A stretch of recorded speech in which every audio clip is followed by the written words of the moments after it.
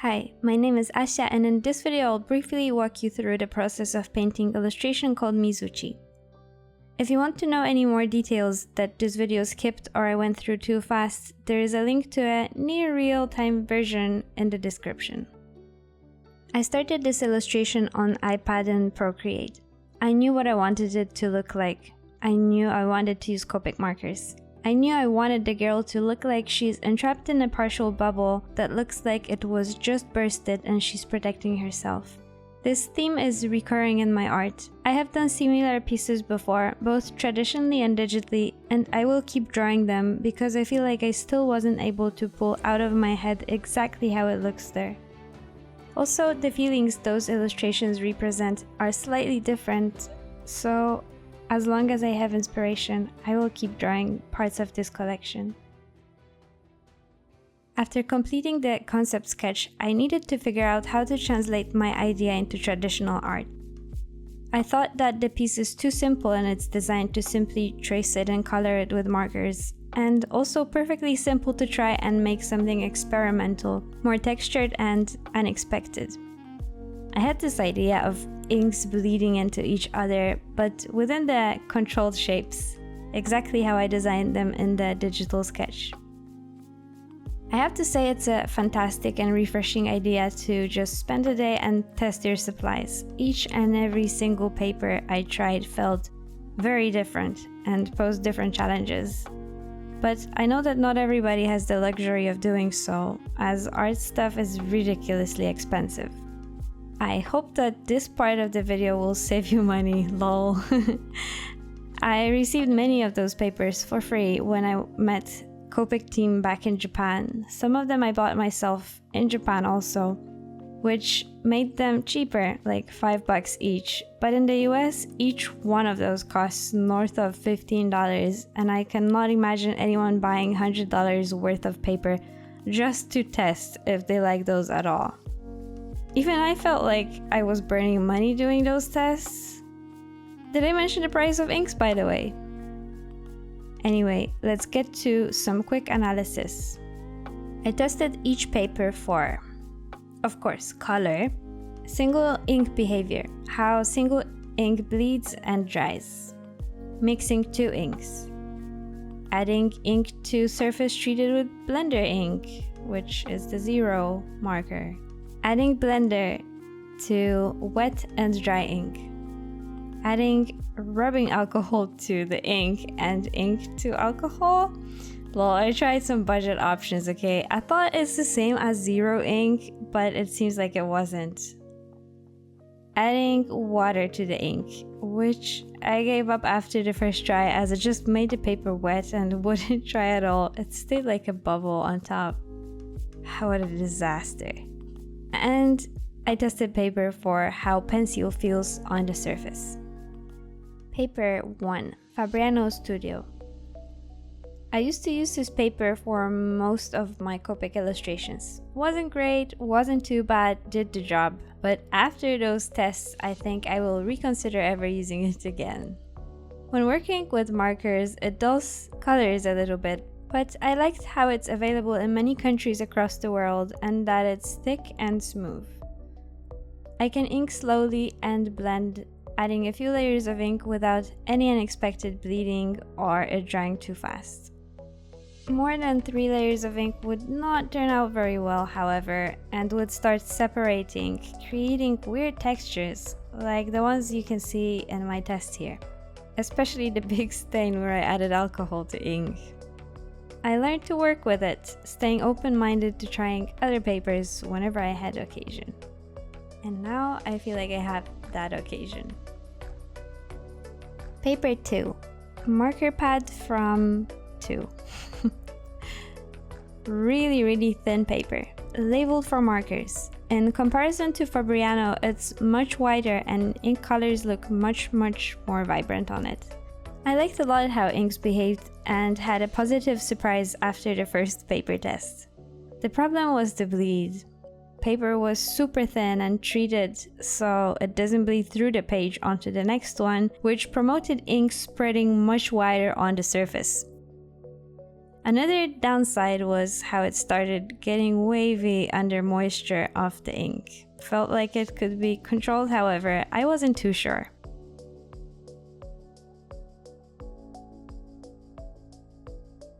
From now on, I will use colors as names, and you can pause the video to read more about the paper.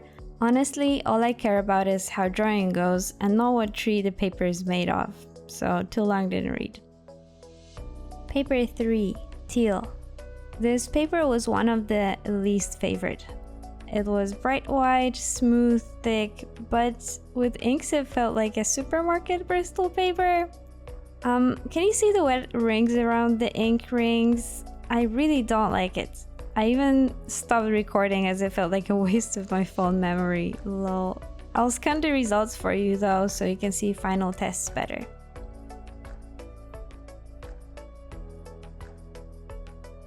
Paper 4, Green. Less white paper, more coarse and thinner. You can totally see through it. I was super skeptical about it. That is, until the first ink drop. The effect blew me away and I thought, this is it.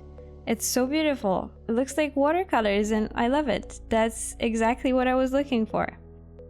My mind was kind of set on this paper, but I continued to test to learn more how to work with it. Tested if I can control shapes and how inks behave after drying, or whether it's better to work fast while they're wet. I had so much fun and actually learned a lot.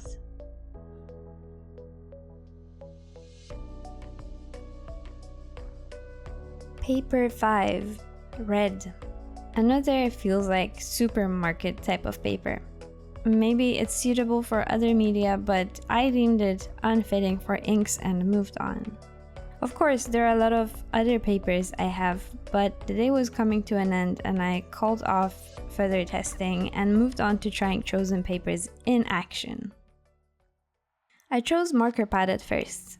I liked the colors and ink bleeds I observed while testing, and the page was big, allowing me for a bigger drawing. And here is a little explanation. There is one thing you need to know about ink and pencil and why I decided to overcomplicate the process from the very beginning. No matter how light and thin a pencil line is on paper, once it touches any ink, even the transparent one, it is sealed into the paper and cannot be erased. And this is why I tried to avoid using pencil at the beginning and figured out I can lay paper on top of a covered iPad so I can ink within the shapes without actually drawing them. Genius, right? Or so I thought. Then the paper started moving around, creasing on the edges and getting wrinkled from the iPad's heat. So after much wasted ink and 2 sheets of paper, I officially gave up trying. Ink was bleeding all over the place, not resembling the shape I intended for it at all. I went to lie down and look at the ceiling, contemplating life and my failures before I came back trying again. That's how bad it was. Attempt 3, 4, and 5, I think. I finally decided to try the paper I liked the most. It was half the size of the marker pad, and this is mainly why I didn't choose it first. I did the same thing the first time, placed paper on the iPad and painted with ink. It was a disaster. The heat would make inks bleed horribly and dry really fast. The results were nothing like I expected. But I felt like I learned a lot, so I decided to start over.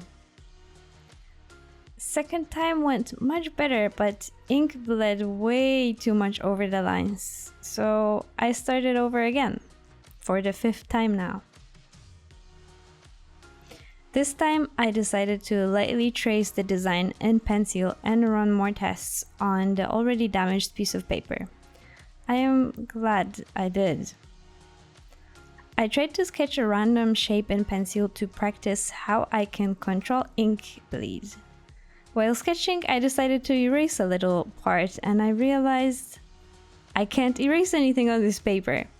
the eraser peeled off the surface and the paper stuck to it. I've never seen anything like this before. It's supposed to be the other way.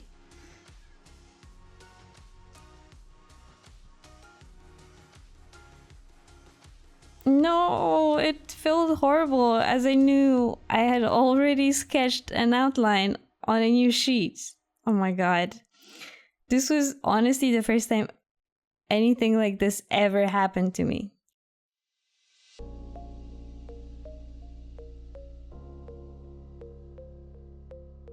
I don't have a needed eraser, which I thought could maybe help me here. So I kind of tried tapping my usual one instead. Luckily it worked okay, but the damage was still happening and I knew there's no fixing to mistakes in this illustration. I can't erase. I can't do anything if ink bleeds somewhere it shouldn't. Crazy, literally no wiggle room in this piece. I was really close to giving up again. But since I already spent the whole day doing tests and starting over all the time, I knew I had to bring this to the end.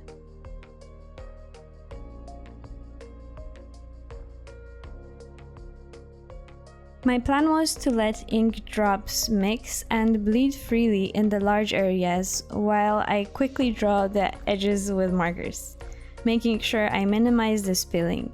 I think it was a good plan, as the results were really pretty.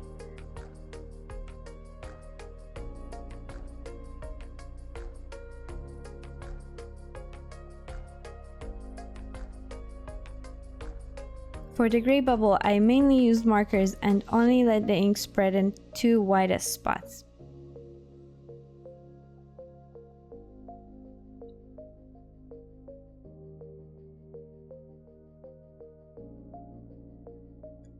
The last difficulty came when I was drawing outlines with crayons. Will you be surprised if I told you the crayons were literally ripping through and scratching the paper?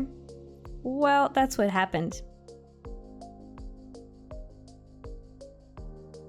To make a little conclusion, I want to say that I'm not very happy with the results, but definitely I learned many lessons in the process, and I am proud I was able to push through and finish.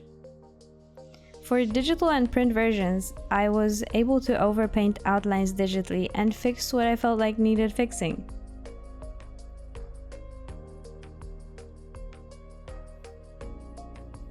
The original actually looks really pretty too, but because of the textured paper, I found it really hard to scan to make it look like it does in real life.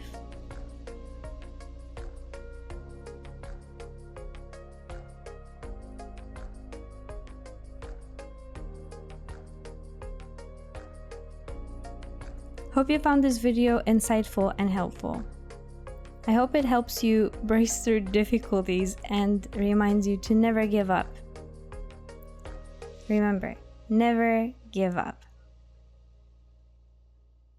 Thank you for watching. Until next time!